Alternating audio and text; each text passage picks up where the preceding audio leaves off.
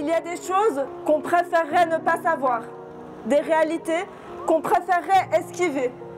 Parmi ces choses, il y a l'affreuse réalité de l'élevage et de l'exploitation animale.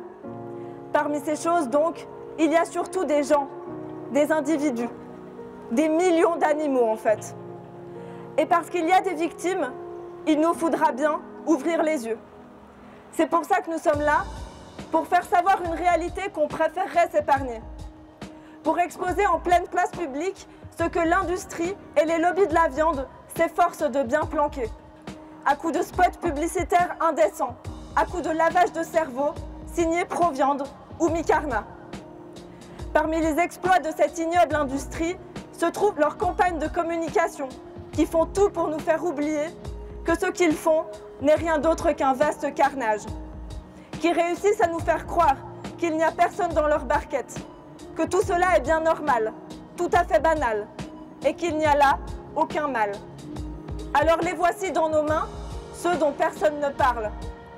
Voici personne, voici rien du tout, voici à peine un déchet, voici ceux qui ne comptent pas. Ceux qui ne sont que des chiffres aux yeux de l'industrie, un taux de perte, un dégât collatéral. Ils sont les corps que l'on cache, ceux qu'on préfère éviter du regard. On a appris à les mépriser, à les déconsidérer. On les regarde et on ne voit personne. Et pourtant, lui, qu'on tient dans nos mains, lui, c'est quelqu'un, une personne à part entière, un petit corps, un individu.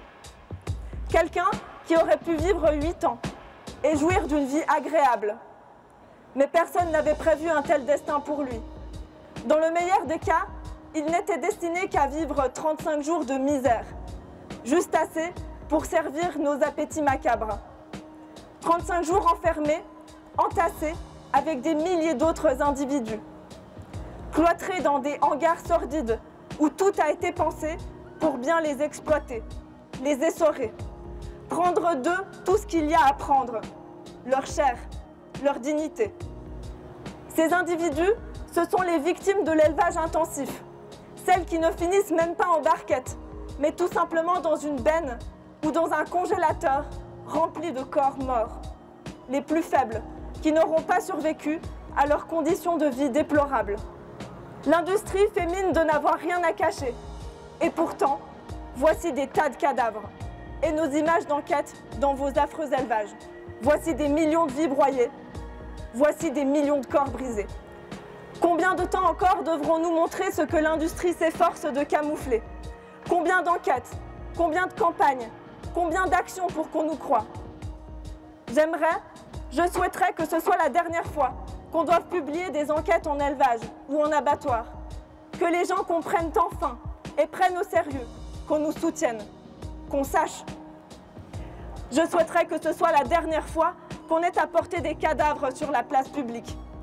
Je souhaiterais que rien de tout ça ne soit plus nécessaire, qu'il y ait une réelle prise de conscience, que dans les élevages comme dans les abattoirs, il n'y a rien, absolument rien d'acceptable.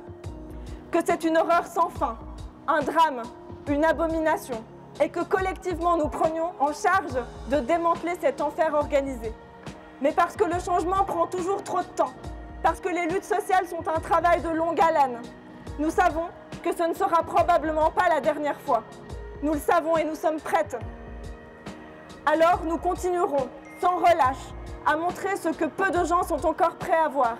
Et nous mènerons une lutte organisée et pleine d'espoir, jusqu'à ce que vienne le temps de la dernière action, le temps du démantèlement de toute forme d'exploitation. En attendant, à ceux qui savent nous entendre, voici des millions de vies broyées, voici ce qu'on pourrait éviter.